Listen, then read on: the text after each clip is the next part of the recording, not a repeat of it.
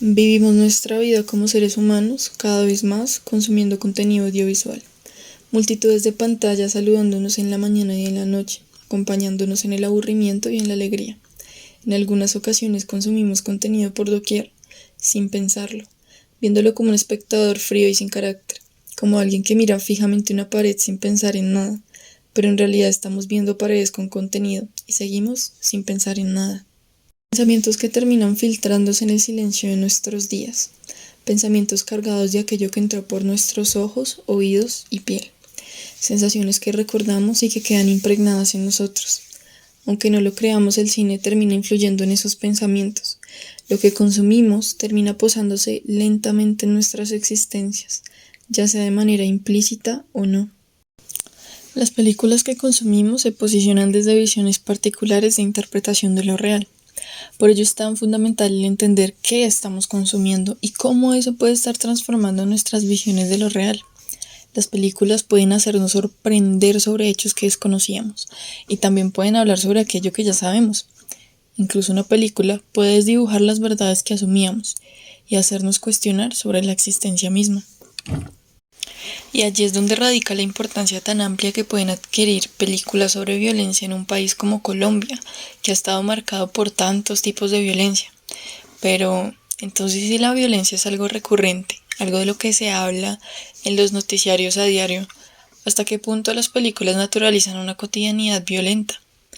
¿Vale la pena seguir hablando de violencia en un país donde siempre hay noticias sobre ello?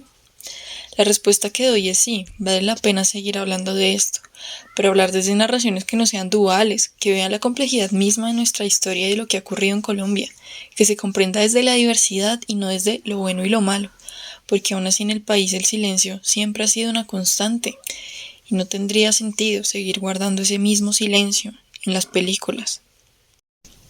En algunas ocasiones las películas pueden ayudar a evitar esas visiones tan binarias de la realidad.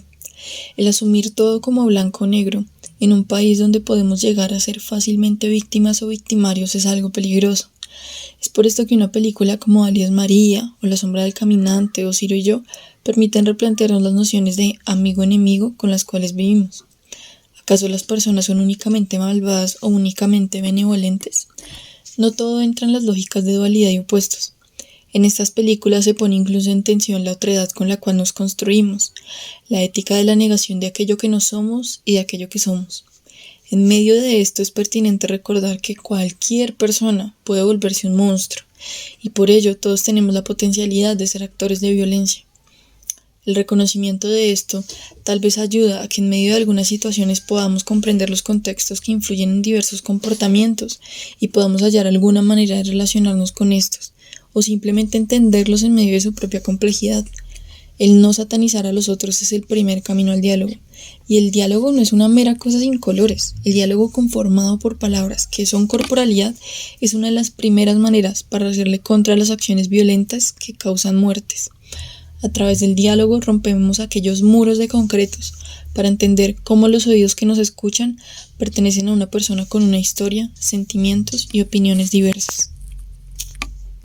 Algunas películas nos muestran vidas que no son las nuestras, nos muestran diferencias. ¿Acaso el ver la diferencia no ayuda también un poco a evitar el odio a la misma?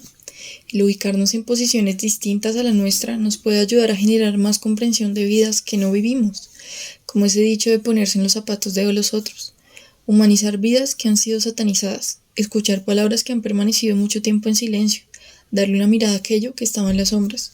Pero sin olvidar que también las películas cargan con mensajes políticos y que no siempre las realidades mostradas en estas hay que aceptarlas del todo como una verdad universal. Al final son humanos los que están detrás de las películas y sus intenciones creándolas son tan diversas como la naturaleza misma. Llegué a hablar antes de películas que rompen dualidades, pero también existen películas que solo refuerzan esas lógicas ya existentes de amigo y enemigo.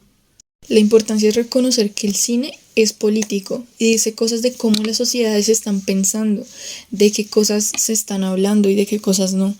Un poco en la línea de esa tan famosa frase de Malinowski, que una cosa es lo que la gente hace, otra cosa es lo que la gente dice que hace y otra cosa es en realidad lo que la gente cree que hace. Algo así ocurriría con el cine. Una cosa es lo que el cine cree que hace, otra cosa es lo que el cine dice que hace y otra cosa es en realidad lo que el cine hace. pero en verdad termina siendo mucho más importante la mirada del espectador y cómo esta persona decide interiorizar aquello que está viendo. Es un llamado a la crítica, a no comer entero lo que vemos, porque cada vez más estamos rodeados de contenido audiovisual por doquier, y aquello que nos rodea en nuestras grandes o pequeñas pantallas digitales influirá el camino en nuestras conversaciones diarias, aquellas conversaciones que terminan construyendo nuestra realidad. Entonces, ¿qué caminos estamos tomando en verdad? Pese a ello, no hay que pretender que toda película va a transformar nuestras existencias, porque recordemos, vivimos en un sistema en pro a ganancias económicas, e incluso los productos audiovisuales terminan entrando en esa gran industria.